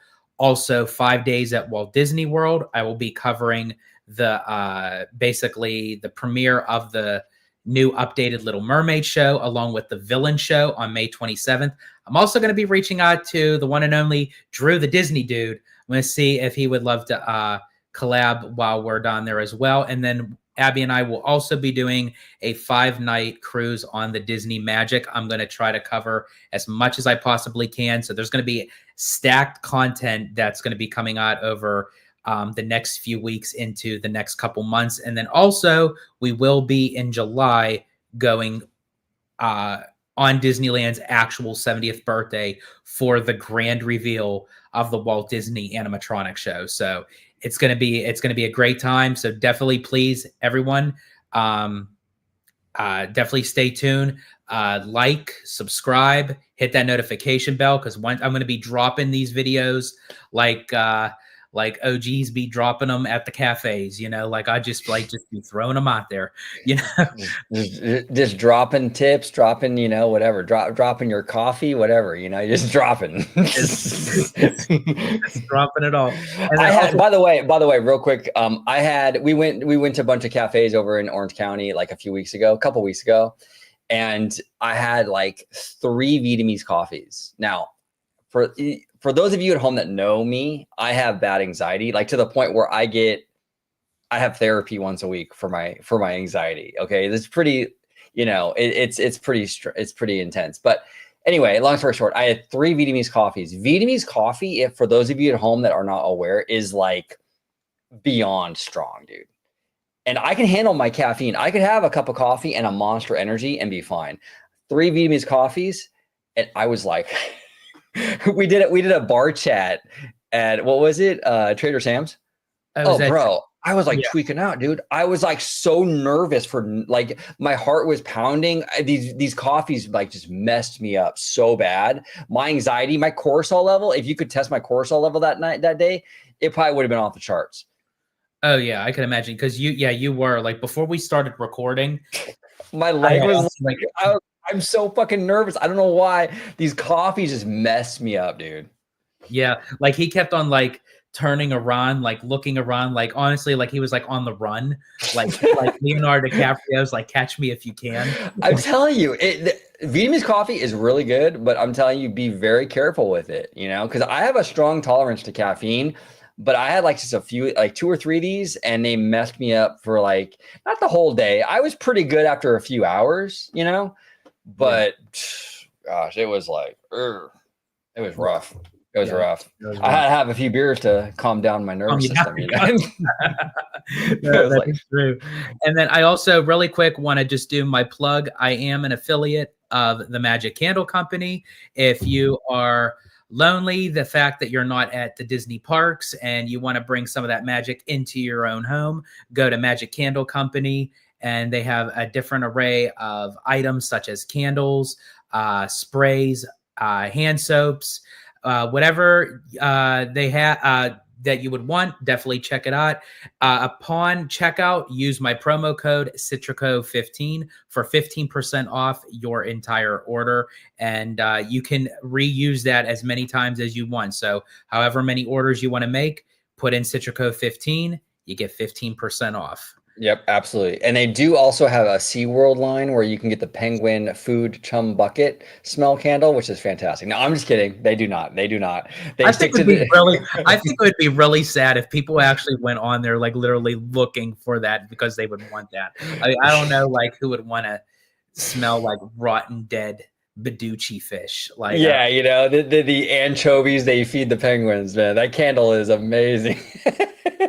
No, thank God, Citrico, the Magic Candle Company. Thank God you guys don't do SeaWorld candles because that would be yuck. Mr. Webba is asking OG favorite sit-down dining restaurant. Oh, interesting. Okay, I actually have a few. Okay, I'll start with Universal. I've said this before in a few videos, but at City Walk, there's a Japanese place called Wasabi. They have really good food. Now, first of all, I don't eat seafood. I just don't. It's not my thing, you know? But so when I go to these places, like a Japanese place, I usually get like chicken teriyaki or something like that. A lot of times with like Japanese restaurants, like if you go to like Kabuki, right? I don't know if you guys have Kabuki wherever you're living, but out here in LA, we got a ton of Kabukis. But if you go to Kabuki, the chicken teriyakis are like, they give you these small like little portions, you know, you're still hungry. Wasabi though, at Universal City Walk, you get like a full-on meal. Like they're a lot of chicken teriyaki. So the food was fantastic. Now, the reason why I love this place too is the management there is really incentivizes their guests to come back. So I went there one Saturday with George for a bar chat. We filmed our thing. Cool, right? The next day I went back to Universal by myself and the waiter recognized me and he said, "Hey, I saw you here yesterday. I'm going to give you 25% off your bill just for coming back the next day." I'm like, dude, that's awesome. Okay. So dude just gave me 25% off just for coming back the next day. That's cool, right? Then that's a nice little chunk of percentage off too. Oh, it's a great percentage. Then a couple weeks later, I went with my buddy Sean, who I've known Sean since as long as George has been alive. Like literally, I met this dude in like 93. Okay. It's crazy. But Sean and I, we went to the same place, Wasabi. We got a couple of beers. I got my food. We were chilling. The manager comes over to us and she's like, "Hey, have you guys had any sake yet?" And I'm like, no, we haven't. And she goes, "Do you want some?" I'm like, "Yeah, we'll have some sake." She brings out this whole thing of sake like this, right? And she goes, "It's on the house. It's on the house." Now, mind you, it was super cool. Now, I got really tipsy. I mean, that was bad, but it was super cool of them to like just come out and just offer that. Like we didn't have any issues with the service or nothing. They're just coming out offering sake just for like that customer service experience. It was probably outdated. Yeah, I mean, it was the old sake they need to get rid of. Yeah, exactly. No, but I mean, it was like, I was like really impressed. I'm like, this place is really, really working to like win over their guests. And I respect that. I enjoyed it. I think it was a really good restaurant. It's a great place. I can't recommend it enough. So Wasabi at City Walk, just go there, support them because they bend over backwards for the people that support them. So if you go in there and you show some love, they will absolutely support you. So I love that place. That's my City Walk spot. For Disneyland Resort, you know, favorite sit down dining. It's tough, man. It's tough because Disneyland isn't really known for this, right? They have a little bit of a struggle with this. I'm gonna have to go Lamplight though. I love Lamplight, and Lamplight has really good food, cool vibes. Yeah, I'm going Lamplight. If I'm at Disneyland Resort, that's my go-to spot. Which I do have to just add into that as well. I also love Lamplight. I love the vibe downstairs, like in the main building. But if you want to get a lot more of the popular pub food that they used to have, go outside around the back to the boardwalk area of Lamplight. That's the only place where you can get the lobster nachos, the Korean wings, I believe the sliders. You might be able to still get the sliders downstairs. I'm not sure, but majority of the pub food you'll get in the boardwalk area behind Lamplight. Awesome. Awesome. Well, so what are your favorites, George? I know what you asked me, but I mean, Let's see. For me, for Universal, it's actually, yeah, it's a tie between at City Walk Wasabi and the Mexican place that Yumi and Abby went to the following time that we went to Universal. Antojitos, I think it's called. Yes. And then I still want to try the Italian place that Mondo recommended. That's also on City Walk. Is that Buca de Beppo? I don't know. I think it was something else. Okay. If anyone in the chat knows the Italian restaurant on City Walk, please put it in the chat. Maybe it was. I don't know. No, I thought it was something else. But yeah, so I think honestly, a lot of the restaurants on City Walk, very well maintained, great service, great food. For Disneyland, yeah, that's kind of a for me, I have to actually go, and not just because we just did a video on it, but I actually love Naples. In downtown Disney, we just did a video on it for Citrico Central. That's where we had our dinner for our first Orange Grove 55 meetup, and yeah, it's just a great place. It has really good food. It is pricey, I will say that for sure. But if you want, good service and you want great food, Naples, I would say for me, because again, it's not that I don't enjoy the food at Disneyland or DCA. It's just, I feel like that there's not enough. And I really do hope that with Disneyland Forward, when they start expanding out the park, a lot of people, are saying, oh, we want more rides. We want more shows. We want more attractions. Yeah, that's all great. I do too. But I would love to see a lot more like sit-down restaurants. Yeah, no, 100%. Now, this isn't a sit-down restaurant, but it gets a lot of criticism. And it's the Cochina Mexican place over at Universal Studios Hollywood. And I've been there a bunch of times now, and I've only gotten the tacos, the chicken or steak tacos or whatever. And I've always had it. I mean, look, it's theme park food. So like I live in LA, so I can get like the best Mexican food ever out here. So it's not like the best Mexican food. I'm not going to like pretend that it is, but for theme park Mexican food, it's pretty good. You can get yourself some nice little tacos, some nice little spicy sauce on the side, getting, like a little beer or margarita. It's actually pretty decent for theme park food. It's not sit down. You know what I'm saying? But it is pretty decent. So a lot of people don't like it though. But I don't know. I've always had a decent experience there. Yeah, Cochina Mexicana. I haven't had the churro bites, Peter. That's interesting. Might have to try that next time. Absolutely. Absolutely. So I'm going to try to catch up a little bit. Jesse Adventure, I thought this was funny. I still need to watch 1, 2, and 3 before I see Fantastic Four. That's great. That's great. Abby says, yes, it's going to be her first Disney cruise. Abby, I want to say right now, you're going to love it. The thing with, you've been on a cruise. She's been on a cruise before. So like some of the stuff that I love cruising. Yeah. Just not with Disney. Yeah. So some of the stuff that I loved about the Disney cruise, because I haven't been on another cruise, but some of the stuff that I loved about the Disney cruise was just like stuff that you might experience on other cruise lines, where the enjoying the water and the sea life and kind of watching that. I love that. So I can probably get that on, Princess or Caribbean, but I just love that element of it. Like sitting on the balcony and watching the water and watching the sea life. I did that with my mom the first time we went like a few years ago, and I had a blast doing that. But on top of that, Abby, what you won't get on the other cruise lines is that Disney customer service. I mean, the cruise line, the cast members on those ships are just second to none. They take care of you, and then you have the same wait staff in the restaurants for the morning, afternoon, and evening. So you get to know them. They know like your usual. Like if you let's say you order a Coke with lemon, like the waiter will be like, like proactive about it. After the first night, you will never have to ask for that again. No, They'll automatically bring it. They'll just automatically bring it. Like they know, Abby, we know you like Coke with lemon.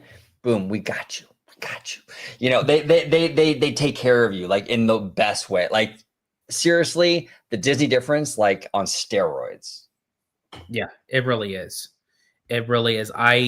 Every single time, like I went on 2 back-to-back Disney cruises, well, sort of close to it. I went on the 7-night on the Fantasy and a 4-night on the Wish. And I tell you, even though they were very close in timing of going on it, it was like restarting it all over again, that you just get that hype that you're about to step foot on a Disney cruise ship. And it's just like, okay, the adventure is about to set sail, you know, no pun intended. It's amazing. It's absolutely amazing. Jesse Adventure here says he's never been on a cruise. Hopefully one day. Jesse, if you can try, I get it. It's expensive, man. And I can't go on them very often either. It's hard, you know, but if you can swing it, bro, and you can get on a Disney cruise just once, even just once, man, like definitely. Jesse, honestly, take it from me. If you can like hold out on like eating up until you can have your thing paid off, you'll get all that back, bro, once you get on the cruise, because all the food is basically bought and paid for. So if you have to miss a few grocery trips to the grocery store, you know, just to pay for that cruise, you'll get it back, man. Bro, and do you really need 2 kidneys? Come on. You know what I'm saying? Like sell one, bro, you know? It's all good. That's great. Giant Peter show. Citrico will be the central place for theme park content. You know what, Jeff? I like that slogan. Yeah, I like that because Citrico Central, Citrico will be the central place for theme park content. See, I like that. But you're gonna have to see now, Peter. You're gonna have to demand like residual checks because that was your slogan. So George will have to cut him a check. Yeah, so like every time that I use it, Peter's like, cha-ching, cha-ching, like he's like adding it up with a calculator. Yeah, exactly. Cassandra said, drop it like it's hot, and then drop it like it's hot. Drop it like it's hot. Like real hot. Drop it like it's hot. Oh, by the way, and Abby confirmed with me the Italian restaurant is Vivo. Okay, so we'll check that out. I'm down. I'm always down for some Italian food. Absolutely. Although for an Italian, it's kind of funny. For an Italian, I'm more into like Mexican and Asian food, which is kind of funny. I'm a crappy Italian, bro. I'd rather go to a Mexican or Asian restaurant than an Italian restaurant. I am horrible. Oh, by the way, in that video, I give you a shout out because he asked if we wanted Parmesan cheese on it, and I was like, "Yeah, we got to have the Parmesan cheese." And I was like, "But as my bro OG calls it, Parmesan-y." Parmesan-y. It's Parmesan-y. Yeah, I don't know what it is. I like cheese, but for some reason Parmesan, I just can't do it. You know, It just smells like stinky feet to me. I don't know why. Mr. Webb, George, when are me, you, and OG going to Magic Mountain? Oh boy, I don't know. I'll have to look at my schedule to see when we go. Now, here's the interesting question. Now we're going to Magic Mountain. I assume you both aren't really going to ride as much. No, I'm not. I don't really ride. Like, I'm not a thrill junkie at all, you know? So if I go, I'll go with you guys. I'm more about the company than the place anyway. Like, I don't really care. Like, I'm just here for you guys. So I'll go, you know, I'll eat, I'll walk around. I went to Knott's with Theme Park Casual couple of years ago now, I think it was. And we did a handful of rides, but not many. We mostly just ate the whole day. And I was fine with that. So yeah, that is true. I'm fine with that, you know? Abby says ramen and PB&J sandwiches all day. Yeah, 100%. 100%, Abby. That's what we do here. And some ice water. Chef's kiss, baby. Giant Peterson says, don't worry, OG, me too.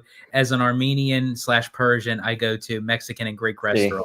See, Peter gets it. Peter absolutely gets it, you know. And that's good, Peter. I like the fact that we're like that because we branch out, right? We welcome other cultures. We're into other things. That's pretty cool, right? I think it's awesome.